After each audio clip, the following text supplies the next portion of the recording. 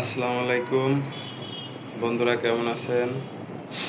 আজকে আরেকটি নতুন ভিডিও নিয়ে আপনাদের মাঝে চলে আসলাম।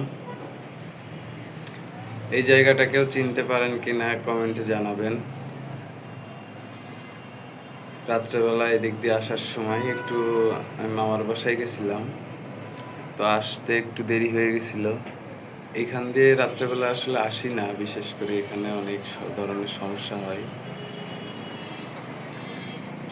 তো অনেক সাবধানতার সাথে আসছিলাম বাইকে। তো আপনাদের মাঝে একটু দেখানোর চেষ্টা করলাম। এই জায়গাটা দেখেন, চেনবেন কিনা আপনারা কমেন্টে জানাবেন। এখান দিয়ে যাচ্ছিলাম, আসলে ভয় লাগতেছিল যে যে এলাকা হঠাৎ যদি মোবাইলটা টান দিয়ে নিয়ে যায় কিছুই করার নাই।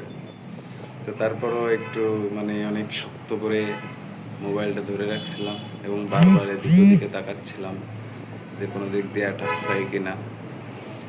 তো এইখান থেকে আসলে আমার ওই ট্রাকে হাত লাগলো, পিছনে ঘুরে তাকালাম, একজন দৌড় দিল, নাকি উনি থাবা মারছে। আমার ফোনটা ব্যালেন্স হারাই ফেলছিলাম, তো আমি ঠিক মতো দেখতে পারি নাই। তারপরে অনেক সাবধান আরও সতর্ক হয়ে গেলাম, কারণ ইনকেস ফোনটা হারাই গেলে তো অবস্থা খারাপ।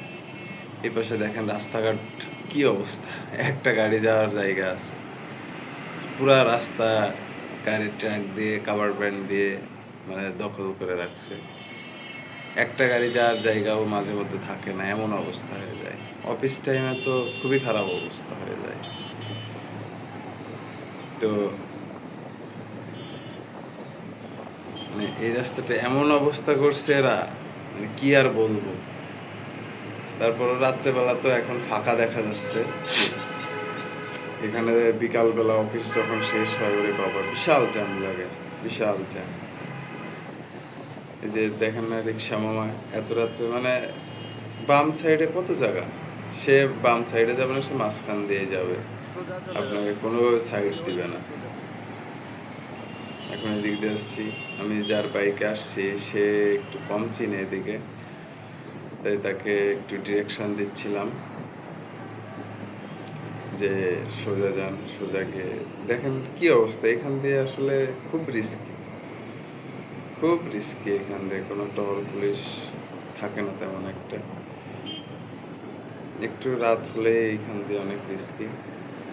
গাড়ি দিয়ে দুই পাশে পুরাটা একদম টার্মিনাল সিস্টেম বানায় রাখছে, যাওয়ার মতো অবস্থায় নেই। তো সবাই ভালো থাকবেন, আমার জন্য দোয়া করবেন।